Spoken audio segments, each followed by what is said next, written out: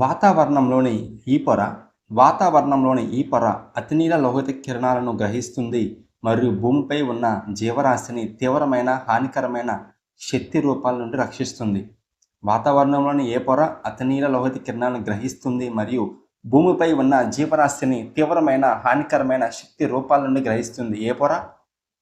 ఏ పొర మనకది స్ట్రాటో ఆవరణం. అదే ఏంటిది మనకి స్ట్రాటో ఆవరణం. స్ట్రాటో ఆవరణం అనేది అతనీయ లోహిత కిరణాలను గ్రహిస్తుంది మరియు భూమిపై ఉన్న జీవరాశిని తీవ్రమైన హానికరమైన శక్తి రూపాల నుండి రక్షిస్తుంది. స్ట్రాటో ఆవరణం 2002లో ఈ హక్కు జీవించే హక్కులో భాగమైంది. 2002లో ఈ హక్కు జీవించే హక్కులో భాగమైంది.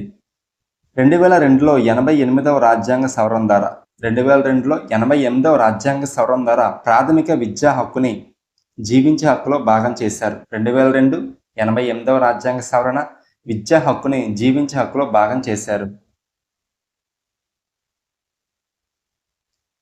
ఆగ్నేయం నుండి వాయువ్య దిశలో దాదాపు 135 కిలోమీటర్ల దూరం విస్తరించి ఉన్న ప్రసిద్ధ కాశ్మీర్ లోయ ఈ శ్రేణుల మధ్యలో ఉంది. కాశ్మీర్ లోయ మనకి ఏ శ్రేణుల మధ్యలో ఉంటుంది? కాశ్మీర్ లోయ మనకి పీర్ పంజాల్ పర్వత శ్రేణి మరియు జస్కర్ శ్రేణి. కాశ్మీర్ లోయ అనేది పీర్ పంజాల్ శ్రేణి మరియు జస్కర్ శ్రేణుల మధ్యలో ఉంటుంది. భారతదేశంలో ఈ కారణం వల్ల నైరుతి ఋతుపవనాలు ఏర్పడతాయి. భారతదేశంలో ఈ కారణం వల్ల నైరుతి ఋతుపవనాలు ఏర్పడతాయి. ఏ కారణం వల్ల? భారతదేశంలో భూమి మరియు సముద్రం చల్లబడడం, వేడిలో తేడాల వలన. భూమి మరియు సముద్రం చల్లబడడం, వేడెక్కడంలో తేడాల వలన భారతదేశంలో నైరుతి ఋతుపవనాలు ఏర్పడతాయి.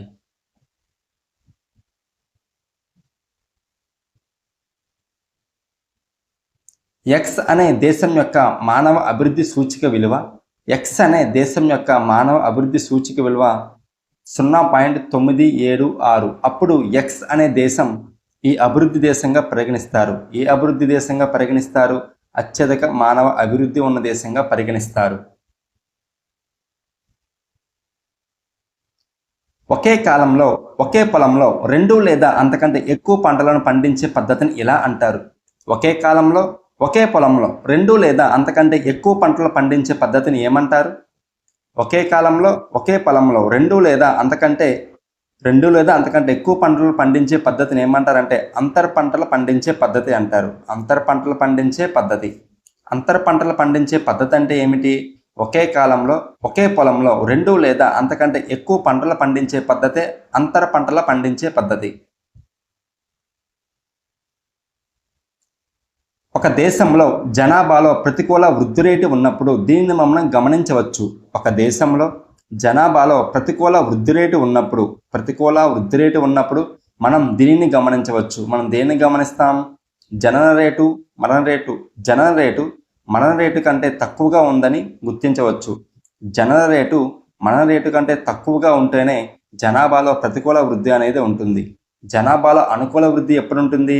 జనన రేటు మరణ రేటు కంటే ఎక్కువగా ఉంటే, అంటే పుట్టే వాళ్ళ సంఖ్య మరణించే వాళ్ళ సంఖ్య కంటే ఎక్కువగా ఉంటే వృద్ధి రేటు ఎక్కువగా ఉంటుంది. పుట్టే వాళ్ళ సంఖ్య మరణించే వాళ్ళ సంఖ్య కంటే తక్కువ ఉంటే వృద్ధి రేటు తక్కువగా ఉంటుంది.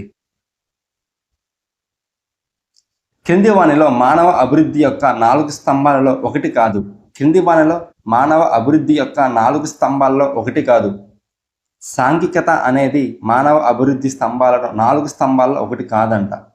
సమానత్వం ఒక స్తంభం, సుస్థిరాభివృద్ధి ఒక స్తంభం, ఉత్పాదకత ఇంకొక స్తంభం. క్రింది వాటి నుండి భూమధ్యరేఖ ప్రాంతంలో ఎక్కువగా పండే పంటలను గుర్తించండి. భూమధ్యరేఖ ప్రాంతంలో ఎక్కువగా పండే పంటలు ఏమిటి? రబ్బర్, కాఫీ, చెరుకు. ఈ 3 కూడా భూమధ్యరేఖ ప్రాంతంలో ఎక్కువగా పండే పంటలు.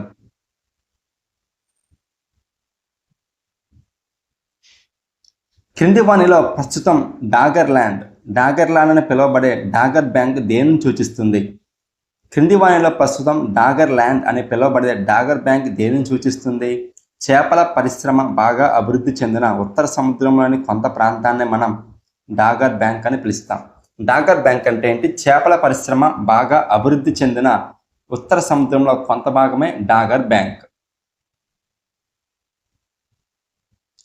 క్రింది వాటిలో వ్యవస్థీకృత రంగం యొక్క లక్షణం కానిది. క్రింది వాటిలో వ్యవస్థీకృత రంగం యొక్క లక్షణం కానిదేమిటి? చిన్న మరియు చెల్లాచెదురుగా ఉన్నటువంటి పారిశ్రామిక యూనిట్లు అనేది వ్యవస్థీకృత రంగం యొక్క లక్షణం కాదు. వ్యవస్థీకృత రంగం యొక్క లక్షణాలు ఏమిటి? ఉపాధి భద్రతను కలిగి ఉండడం వ్యవస్థీకృత రంగం యొక్క లక్షణం. నిర్ణీత సంఖ్యలో పని గంటలు కలిగి ఉండడం కూడా వ్యవస్థీకృత రంగం యొక్క లక్షణం. ఓవర్ టైం సౌకర్యం కలిగి ఉండడం కూడా వ్యవస్థీకృత రంగం యొక్క లక్షణం. అగ్నిపర్వతాల శిలా శైథిల్యం వల్ల ఏర్పడిన నేలలు. అగ్నిపర్వతాల శిలా శైథిల్యం వలన ఏర్పడిన నేలలు ఏమిటి? నల్లరేగడి నేలలు.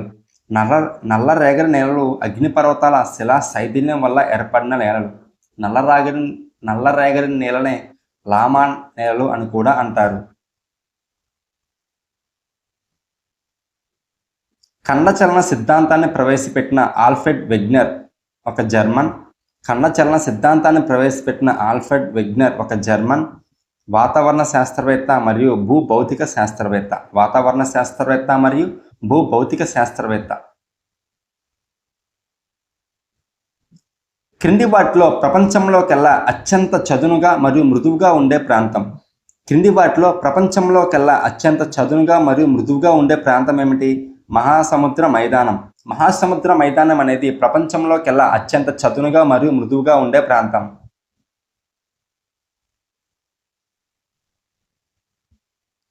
కింది ఒప్పందాలలో 1991 సంవత్సరంలో సంతకం చేయబడిన ఒప్పందం.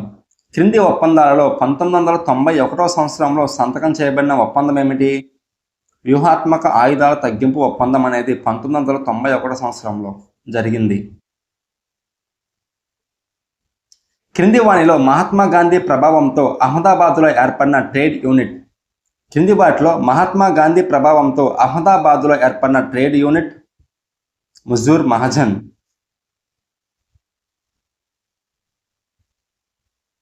సుదీర్ఘ పోరాటం తర్వాత 1951లో లిబియా ఇటలీ నుండి స్వతంత్రం పొందినప్పుడు ఇటలీ అధికారాన్ని వీరికి బదిలీ చేసింది. ఎవరికి బదిలీ చేసింది? ఇద్రిస్ రాజుకు అధికారాన్ని బదిలీ చేసింది.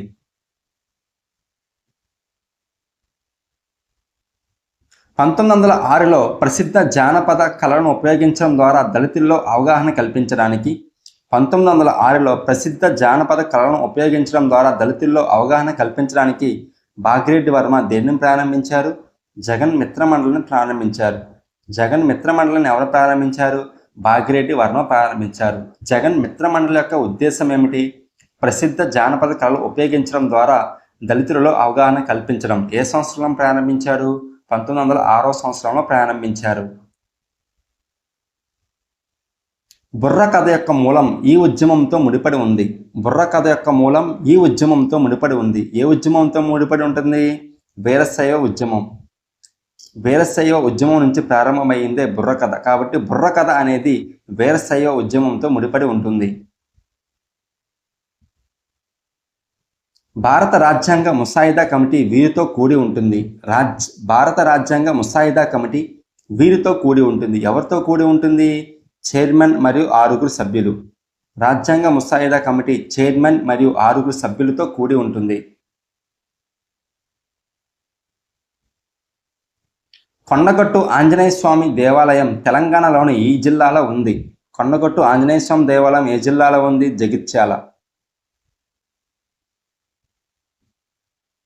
భారత రాజ్యాంగం ప్రకారం ఈ రాజ్యం వ్యక్తులపై ఏ మతాన్ని బలవంతంగా రుద్దదు లేదా వ్యక్తుల మత స్వేచ్ఛను హరించదు. ఏ రాజ్యం? లౌకిక రాజ్యం.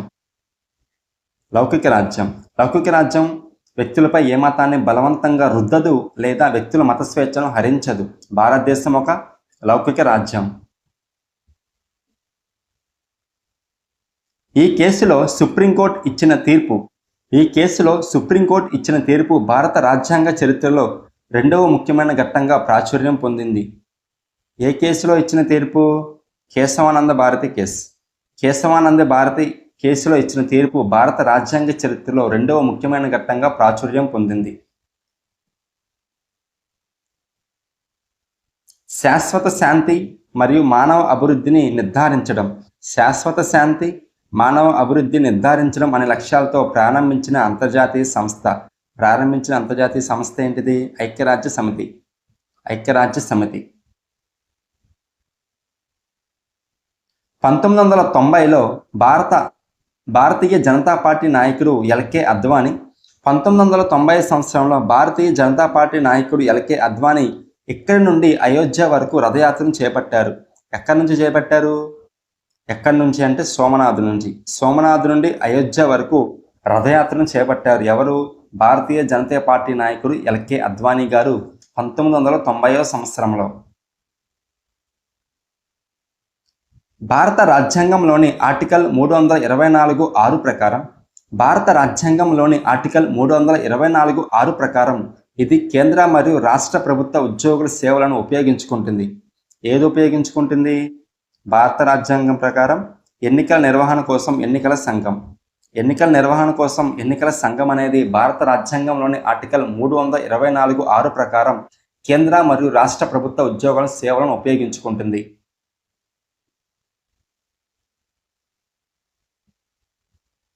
భారత రాజ్యాంగంలోని ఈ అధికరణ ప్రకారం ప్రధానమంత్రి సలహాతో భారత రాష్ట్రపతి రాష్ట్ర ప్రభుత్వాన్ని రద్దు చేసి రాష్ట్ర గవర్నర్ను రాష్ట్ర పరిపాలన చేపట్టమని ఆదేశించవచ్చు. ఏ ఆర్టికల్ ప్రకారం? ఆర్టికల్ 356 ప్రకారం. ఆర్టికల్ 356 ప్రకారం ప్రధానమంత్రి సలహాతో భారత రాష్ట్రపతి రాష్ట్ర ప్రభుత్వాన్ని రద్దు చేసి రాష్ట్ర గవర్నర్ను రాష్ట్ర పరిపాలన చేపట్టమని ఆదేశించవచ్చు.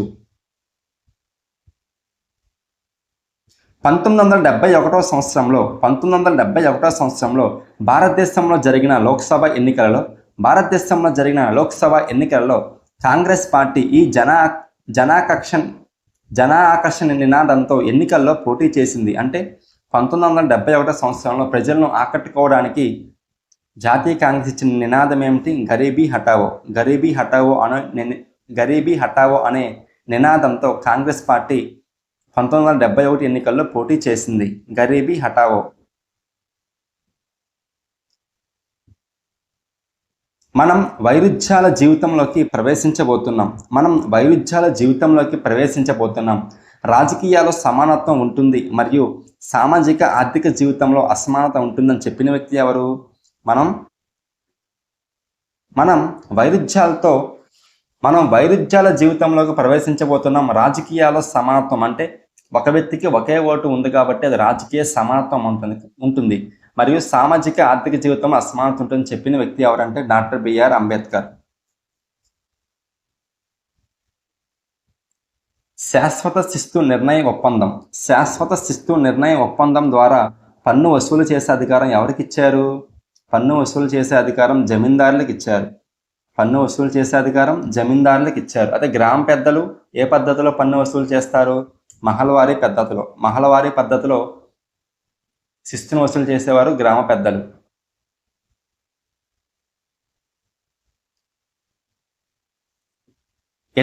ఇటాలియన్ రిపబ్లిక్గా ఏకం చేయడానికి ఒక కార్యక్రమం రూపొందించడానికి గిస్సిపే గిరిబాల్డి ఒక రహస్య సంఘాన్ని ఏర్పాటు చేశారు. దాన్ని ఇలా అంటారు. ఏమంటారు? దాన్ని ఎర్ర చొక్కాలు అంటారు. మొదటి ఇంగ్లీష్ కాల్వ అయిన వోర్స్లీ కాల్వ నిర్మించిన వారు ఎవరు నిర్మించారు? జేమ్స్ బ్రిండ్లీ.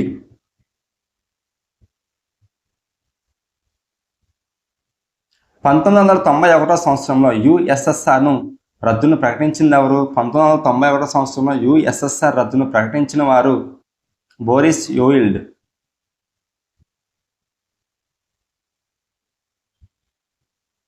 16వ శతాబ్దంలో హిందూ మహాసముద్రం మీద సముద్ర తీర సామ్రాజ్యాన్ని స్థాపించిన వారు ఎవరు స్థాపించారు? పోర్చుగీస్ వారు. 16వ శతాబ్దంలో హిందూ మహాసముద్రం మీద సముద్ర తీర సామ్రాజ్యాన్ని స్థాపించిన వారు పోర్చుగీస్ వారు. వితంతువుల పునర్వివాహం ముఖ్యంగా బాల వితంతువుల కొరకు పోరాడిన సంఘ సంస్కర్త.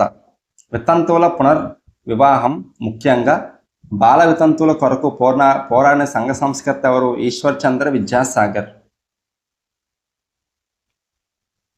క్రిప్స్ మిషన్ విఫలమైన తర్వాత బ్రిటిష్ పాలనకు వ్యతిరేకంగా మహాత్మా గాంధీ తన 3వ ప్రధానమైన ఈ ఉద్యమాన్ని ప్రారంభించాలని నిర్ణయించుకున్నారు. ఏంటది? క్రిప్స్ మిషన్ ఫెయిల్ అవగానే క్విట్ ఇండియా ఉద్యమం. ఏంటిది? క్విట్ ఇండియా ఉద్యమం. డూ ఆర్ డై అనే నినాదంతో ముందుకు సాగిన ఉద్యమమే క్విట్ ఇండియా ఉద్యమం. మార్చి 1946 సంవత్సరంలో బ్రిటిష్ మంత్రివర్గం 3 సభ్యులతో కూడిన ఒక బృందాన్ని దీన్ని సమీక్షించడానికి న్యూఢిల్లీకి పంపించింది. 1946 సంవత్సరంలో బ్రిటిష్ మంత్రివర్గం 3 సభ్యులతో కూడిన ఒక బృందాన్ని దీనిని సమీక్షించడానికి ఢిల్లీకి పంపింది. ఏమి సమీక్షించడానికి? ఆల్ ఇండియా ముస్లిం లీగ్ చేసిన ప్రత్యేక రాష్ట్ర ఏర్పాటు కోరికను పరిశీలించి స్వతంత్ర భారతదేశానికి అనువైన రాజకీయ చట్టాన్ని సిఫార్సు చేయడానికి బ్రిటిష్ మంత్రివర్గం ఢిల్లీని పంపింది.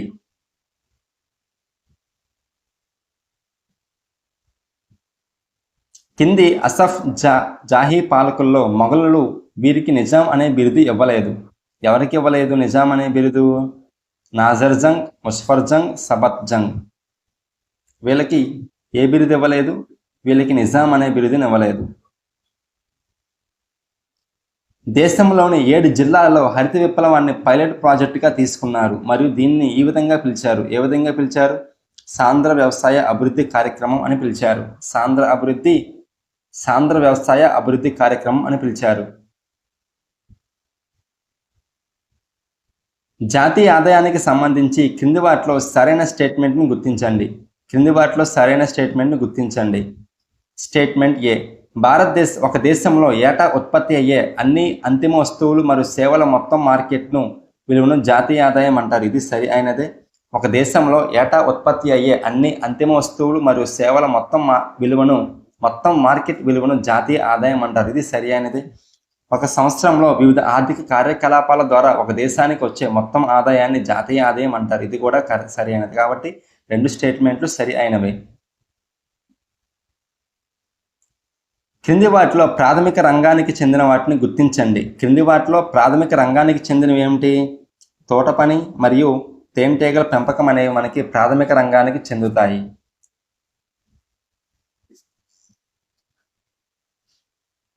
ఈ రకమైన వ్యవసాయం అధిక జనసాంద్రత ఉన్న ప్రాంతాల్లో చేపడతారు. ఏ వ్యవసాయం అది? సాంద్ర జీవనాధార వ్యవసాయం. సాంద్ర జీవనాధార వ్యవసాయం అనేది అధిక జనసాంద్రత ఉన్న ప్రాంతాల్లో చేపడతారు. వ్యవసాయ ఉత్పత్తులకు కనీస మద్దతు ధర నిర్ణయించేది. ఏమిటి? వ్యవసాయ ధరల కమిషన్ అనేది వ్యవసాయ ఉత్పత్తులకు కనీస మద్దతు ధరను నిర్ణయిస్తుంది. భారతదేశంలో 1991 సంవత్సరంలో పారిశ్రామిక విధానంలో ఈ రంగానికి ఎక్కువ ప్రాధాన్యత ఇవ్వబడింది. భారతదేశంలో 1991 సంవత్సరంలో పారిశ్రామిక విధానంలో ఈ రంగానికి ఎక్కువ ప్రాధాన్యత ఇవ్వబడింది. ఏ రంగానికి? ప్రైవేట్ రంగానికి అధిక ప్రాధాన్యత ఇచ్చారు. కాగితం ఉత్పత్తి యొక్క ఈ దశలో కాగితం పొడవు మరియు మందం నిర్ణయించబడతాయి. ఏ దశలో? గుజ్జును విస్తరించడం అనే దశలో కాగితం ఉత్పత్తి యొక్క పొడవు మరియు మందం నిర్ణయించబడతాయి. క్రింది వాటిలో రిజర్వ్ బ్యాంక్ ఆఫ్ ఇండియా యొక్క సాధారణ విధి కానిది. ఏంటి? బ్యాంకుల తనిఖీ అనేది రిజర్వ్ బ్యాంక్ యొక్క సాధారణ విధి కాదు. ప్రభుత్వానికి బ్యాంకర్గా ఉంటుంది, అది సాధారణ విధియే. విదేశీ మారక ద్రవ్య సంరక్షణ కూడా సాధారణ విధియే. పరపతి నియంత్రణ కూడా సాధారణ విధి. క్రింది వాటిలో నిగిత రుణం ఇచ్చేవారు ఎవరు? సహకార సంఘాలు నిగిత రుణాన్ని ఇస్తాయి. భారతదేశంలో జాతీయ ఆదాయాన్ని లెక్కించేవారు ఎవరు? కేంద్ర గణాంక అధికారి. భారతదేశంలో కేంద్ర గణాంక అధికారి భారతదేశంలో జాతీయ ఆదాయాన్ని లెక్కిస్తారు.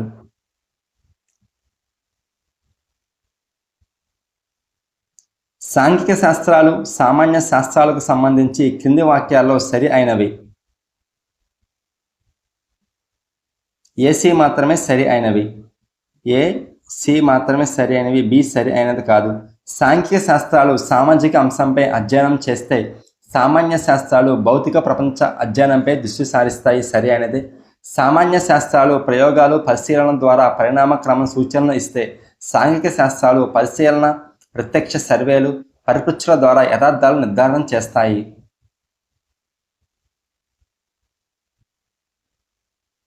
ప్రొఫెసర్ అమర్త్య సేన్కు సంబంధించి కింది వాటిని జతపరచండి.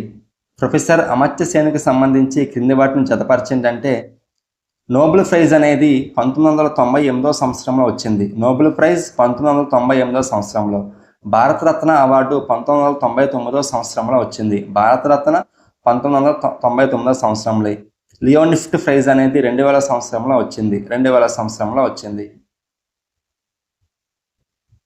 నిర్మాణాత్మక వాదంకి సంబంధించి కింది వాక్యాల్లో సరైన వాటిని గుర్తించండి. నిర్మాణాత్మక వాదానికి సంబంధించి కింది వాక్యాల్లో సరైనవంటే ఏమిటి?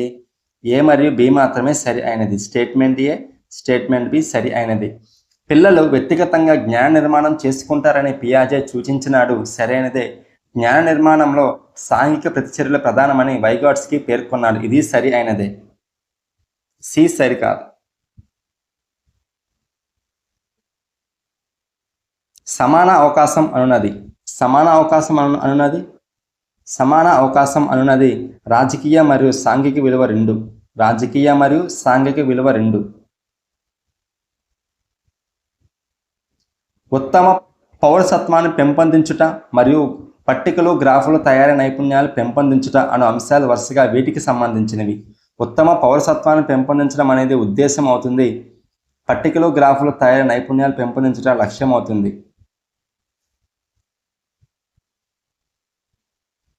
విద్యా హక్కు చట్టం 2009లోని ఈ సెక్షన్ కింద నియమితైన ఉపాధ్యాయుడు నిర్ధారిత సమయంలో మొత్తం సిలబస్ను పూర్తి చేయాలి. సెక్షన్ 24(1)(c) ప్రకారం సెక్షన్ 24(1)(c) ప్రకారం ఉపాధ్యాయుడు నిర్ధారిత సమయంలో మొత్తం సిలబస్ను పూర్తి చేయాలి. పీరియాడికల్స్ వీటి కిందకి వస్తాయి.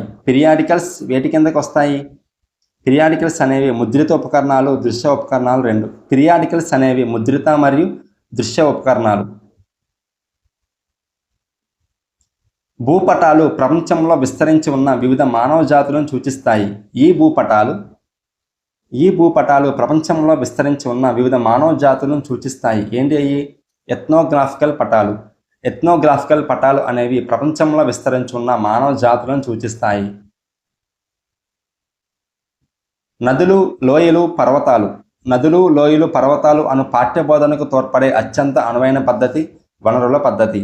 నదులు, లోయలు, పర్వతాలు అను పాఠ్యబోధనకు తోడ్పడే అత్యంత అనువైన పద్ధతి వనరుల పద్ధతి. ఈ బోధనా దశలో బోధనా లక్ష్యాలు నిర్ధారించబడతాయి మరియు తరగతిలో పిల్లలకు చెప్పబోయే విషయంపై నిర్ణయం తీసుకోబడుతుంది. ఏ బోధనా దశలో? లక్ష్యాలు ప్రియాక్టివ్ బోధనా దశలోనే మనకి బోధనా లక్ష్యాలు నిర్ధారించబడతాయి. తరగతిలో పిల్లలకు చెప్పబోయే విషయంపై నిర్ణయం తీసుకోబడుతుంది. 1980లలో భావనా పటాలను ఒక బోధనా వ్యూహంగా మొదటిసారి పెంపొందించిన వ్యక్తి. 1980లో భావనా పటములను ఒక బోధనా వ్యూహంగా మొదటిసారి పెంపొందించిన వ్యక్తి ఎవరు? జేడి నొవాక్ భావనా పటాలు. మీ ప్రాంతంలో భూగర్భ జలాన్ని పూర్వస్థితికి తీసుకురావడానికి గల మార్గాల గురించి ఆలోచించండి. మీ ప్రాంతంలో భూగర్భ జలాన్ని పూర్వస్థితికి తీసుకురావడానికి గల మార్గాల గురించి ఆలోచించండి అనే ప్రశ్న ఈ క్రింది విద్యా ప్రమాణాన్ని సాధించడానికి ఉద్దేశించింది. ఇలా ప్రశ్నించడం ద్వారా మనం ఏ విద్యా ప్రమాణాన్ని సాధించవచ్చు? సమకాలీన అంశాలపై ప్రతిస్పందించుట, ప్రశ్నించుట. సమకాలీన అంశాలపై ప్రతిస్పందించుట, చర్చించుట.